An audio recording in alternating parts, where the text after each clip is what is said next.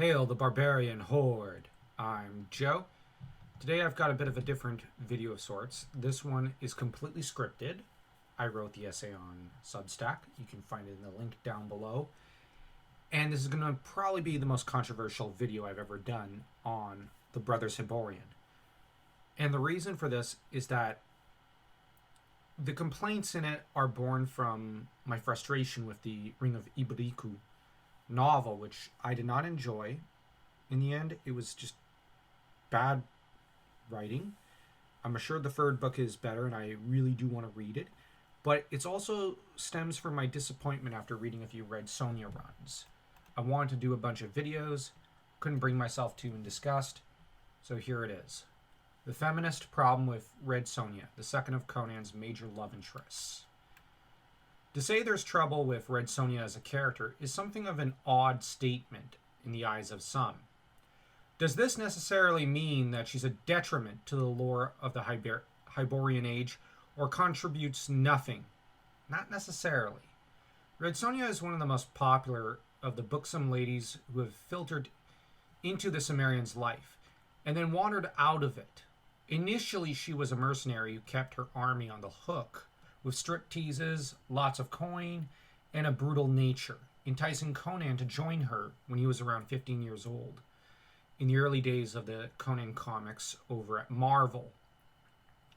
She evolved into a very different kind of character, a kind of feminist wet dream, who never puts out for Conan, always seems to patronize and complain about, and seems to not be a very likable person, so that one is given to wonder if maybe the ideal man in her life has simply passed on the opportunity to have her, rather than go to the trouble of doing so. The trouble with Red Sonja, though, is also that she, in the first issue of Savage Sword of Conan, very obviously developed a crush or attraction for her former protege, as she becomes insanely jealous when a barmaid and him start flirting with one another. This incident is a very strange one, but it would become the norm for the strange chainmail bikini-clad character. Where other female leads would grow and evolve, namely Valeria and Zenobia, Red Sonja never would.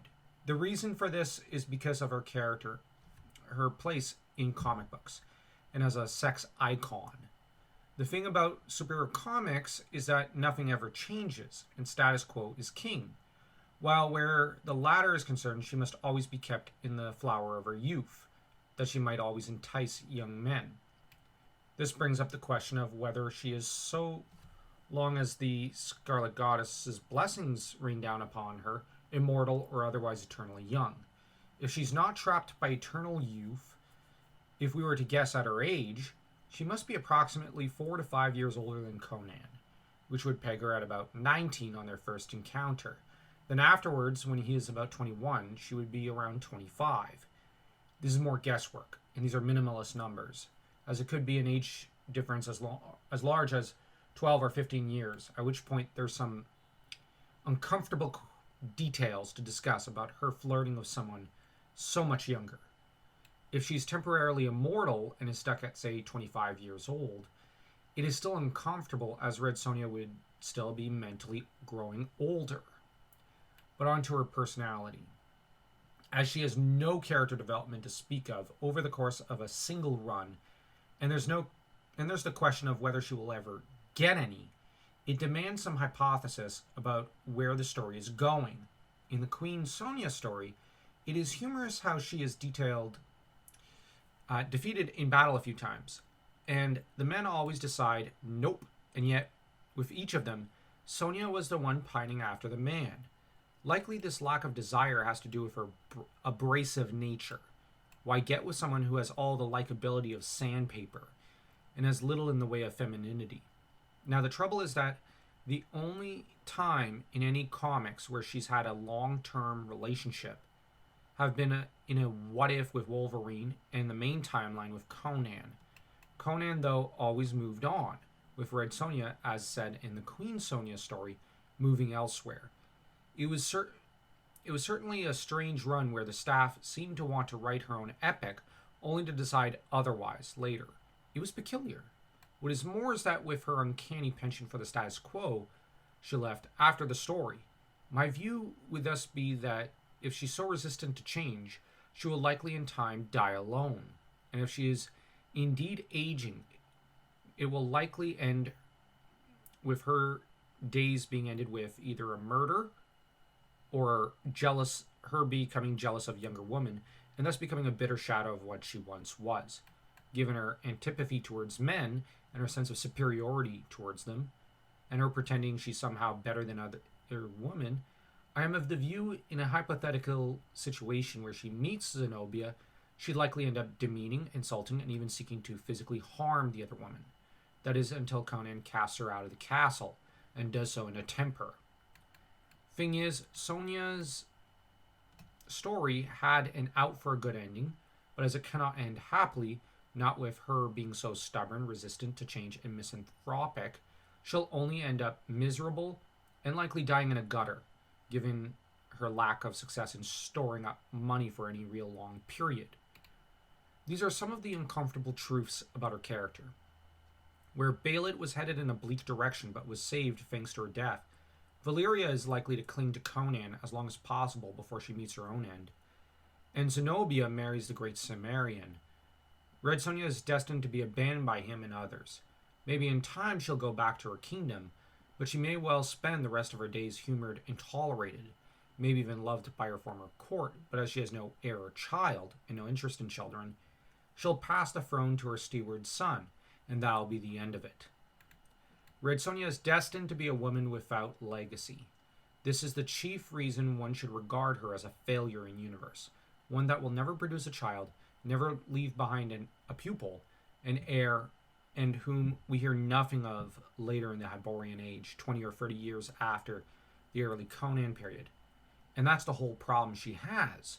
Strictly speaking, she should be an independent agent, someone who can wander around doing her own thing, expanding the mythos on her own. Yet she never does. She apes at being Conan without ever adding anything new beyond being TNA. There's little world-building value beyond the addition of the Scarlet Goddess. There's little that she accomplishes that won't be erased later by a later tyrant or another thief or whomever. Let us examine her rescue of princesses. They still must marry for their kingdoms. The kings she slays will be replaced by other bad kings. She doesn't stick around to restore the society to its roots like Conan does on a thematic level, as the place is still in bad shape after she leaves, and oftentimes her stories involve her having to double back to that place to clean up and otherwise try to stop a tyrant from invading her friend's kingdom, only to have to do so again later. Red Sonja is a woman who fancies herself Conan without having the force of will, the focus, the intelligence, and the virtue he has. She also lacks the vigor, chivalry, and capacity of the likes of Valeria and Zenobia. Yet she could have been so much more than Valeria light. She could have been a true heroine in universe. With all her stories taking place when she's in her 20s and her disappearing from the story when Conan is in his 30s, this tells a far more serious story than any the writers could possibly imagine. Certainly, Queen Sonja is at the end of her timeline, and she seems more tempered, wiser, and more capable in there, yet she runs away from responsibility at the end, right as her seeming 20s are at an end. All one can guess at is that she disappears not long thereafter, so that the true mystery is who done it, who killed Red Sonja. And that's likely the only thing left to do with the character, kill her, refrigerate her to develop Conan, because at the end of the day, who cares? The writers had 40 years to develop her, and after the 80s they just stopped caring, and just kept rehashing the same nonsense. When the thing about fantasy is that status quo is not important. Status quo may be king and god in superhero comics, but in fantasy it is slave, and a mere passing fancy in the grand scheme of things. Red Sonja should be made to matter, but sadly she does not in the actual continuity. She's in all honesty just a bump in the road, a layover, so to speak, Conan had at one point, before he moved on to the much more beauteous and interesting Baalit and Valeria. This is why I dislike her. She's supposed to be a big deal, yet repeatedly is shown not to matter. Her accomplishments are inadvertently written out or otherwise cease to matter after a few minutes, and her overall storyline doesn't lead anywhere. It meanders somewhere along the hills of Hyrcania. When she can be made to matter, she can be turned into a tribal chieftain, one who gives rise to a great dynasty, or be made into a magnificent Queen Rhénant, who mothers one of the greatest kings ever born. Maybe someone who, by the time of the hour of the dragon, looks westwards with admiration of Conan, and in time comes to admire him and ally with him at one point. Or she can be turned into a villainous, jealous, wicked harem member who seeks always out of jealousy to spite Zenobia until at last she is redeemed right before her final moments. Anything but the long silence ahead of her, the indifference of the grave on a journey with more in common with that of Ash Ketchum than that of Conan, where she's supposed to never age and never cease wandering, except at least his journey in recent seasons led to him settling down in Vermilion City, at least according to my brother, so that she's out Ash Ketchum. This is not to say every female character should end her days in an imperial harem like Valeria maybe did, or like a queen consort like Zenobia, but there should be some thought for the end of her journey, which prompts me to say that there must be an end at some point. Red Sonja should never have been treated like a superheroine. She exists within the Hyborian age, which is to say mythological age/world. One in which the rules of fantasy should apply, and thus there should be an ending in sight. So when writing your female characters, especially your female warriors, never forget their femininity and that they require solid endings, just like your male heroes do. Conan has an ending. Aragorn has one. Raislin has one. Huma has one. Bowen has one. Eowyn has one. Arwen has one. Luthien has one. Zenobia has one. Also remember to never forget the core of your heroine. Red Sonja at some point moved away from what she ought to be. This cost her her story, her likability, and her essence, sadly. And before you say, he's a hater, I am not coming at this from the point of view of someone who hates Red Sonja. I do, but I don't. I found her ridiculous and idiotic when going after the bar wench out of jealousy. But that said, I found her lovable in some of the 80s stories. In one of the novels, from what little I've gleaned of the third book, I've read a bit of the prologue, and it's quite good. I sincerely wish for the best for her as a character, and would like her to age, to develop, and overcome similar challenges that Conan did, and so to have her own Hour of the Dragon. The trouble is that I don't see that happening anytime soon. It's a shame, as Red Sonja had a great deal of potential as a character, yet she has become, in a way, the perfect example of a feminist story. Sensual beginnings, only to end up miserable, alone, and cast off by a world she turned her back upon first. Now, I do really like one comment that someone made in the article section of this video. Well, not this video, but this essay.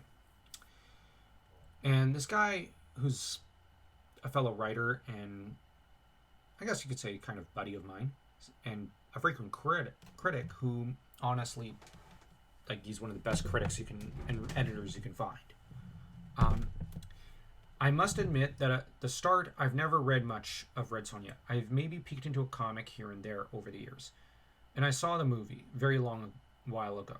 Long enough that I remember next to nothing about it. And it's important I make that clear, because what I'm about to say is based solely on in your words on the character. As such, a grain of salt might be required here. Now then, after reading your essay, a realization struck me about the stagnancy of Red Sonja's character. Based on how you described her, she's a youngish, good-looking, tough, violent, and somewhat ambitious young warrior woman, seeking to test her strength and dominate both the men and women present in her life. She seems to put in a lot of work to do these things. She saves hapless princesses from evil kings, princes, or other men who would use them. This she does do. She tries to amass wealth and lovers. She revels in conflict in the name of her scarlet goddess.